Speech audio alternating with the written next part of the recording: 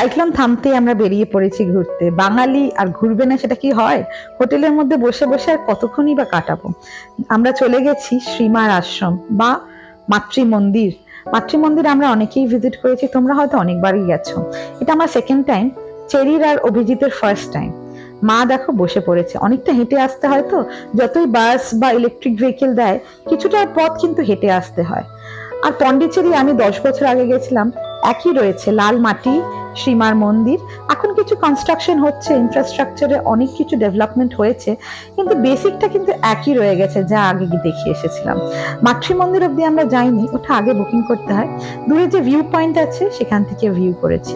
তবে আশেপাশের জায়গাটা কিন্তু খুব সুন্দর, গ্রিন, শান্ত, সাইলেন্ট যেটা বলে, এবং মানে খুব পরিষ্কার। সব থেকে বড় কথা, খুব পরিষ্কার এবং সবুজে মোড়া। মাতৃ মন্দির কিন্তু মাস্ট ভিজিট, তোমরা গেলে কিন্তু অবশ্যই মাতৃ মন্দির যেও। বাই।